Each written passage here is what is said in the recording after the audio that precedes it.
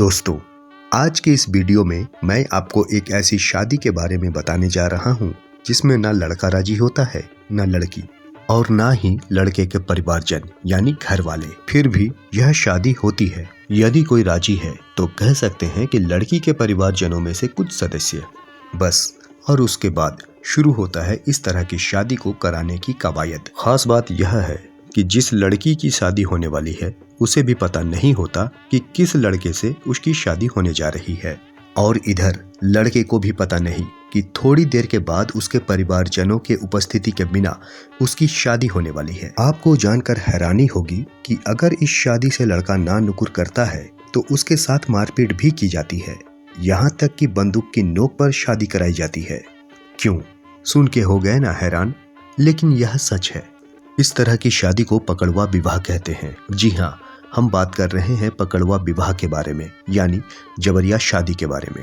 इस तरह की शादी का चलन हमारे देश के बिहार राज्य में 70 के दशक से मानी जाती है। ऐसा माना जाता है कि 1970 के आसपास इसकी शुरुआत उत्तर बिहार के बेगूसराय खगड़िया जिले से हुई।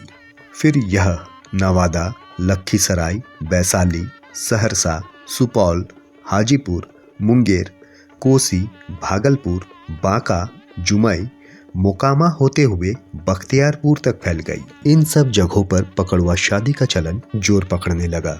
कहा जाता है कि उस समय हालात इस तरह के हो गए थे कि इस तरह की शादी को अंजाम देने के लिए असामाजिक तत्वों और दबंगों का सहारा लिया जाने लगा। शादी के सीजन में संपन्न परिवार के लड़के या नौकरी करने वाले या नौकरी होने वाले लड़के का अपहरण कर लिया जाता था और कुछ घंटों के बाद उसकी जबरदस्ती शादी करा दी जाती थी।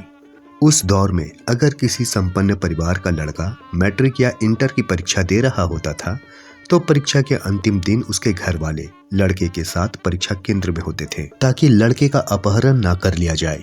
अगर पता लग जाता था कि फलना का लड़का नौकरी कर रहा है या उसकी ज्वाइनिंग होने वाली है और वह कुंवारा है तो बाकायदा लोगों को उसके पीछे लगा दिया जाता था ताकि उसे उठवा लिया जाए।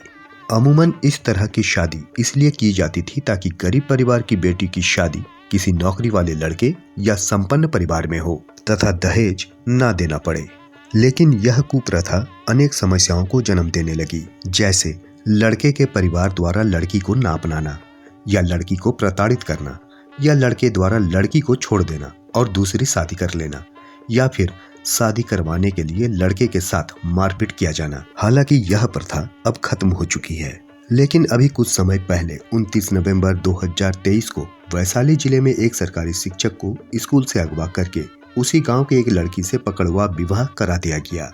प्रशासन के पास यह बात पहुंची और अब प्रशासन मामले को देख रही है। तब से एक बार फिर पकड़वा विवाह चर्चा का विषय बन गया है, जबकि इसके कुछ दिनों पहले 18 नवंबर 2023 को पटना हाई कोर्ट ने इस मामले में एक ऐतिहासिक फैसला सुनाया है। सच में यह कुप्रथा खत्म होनी चाहिए। शादी सभी के लिए, चाहे वह लड़का पक्ष हो या लड़की पक्ष, सहमति से ही होनी चाहिए। दहेज ना देना पड़े।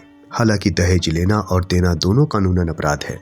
या फिर संपन्न परिवार में बेटी का घर बसे, इस सोच के साथ किसी के साथ जबरदस्ती शादी करा दी जाए, यह भी तो एक अपराध है। शादी जैसे महत्वपूर्ण चीजों में संपन्न परिवार के लोगों या लड़के के भी कुछ अरमान होते हैं। यह कुप्रथा सभ्य समाज के निर्माण में एक बाधा उत्पन्न करती है।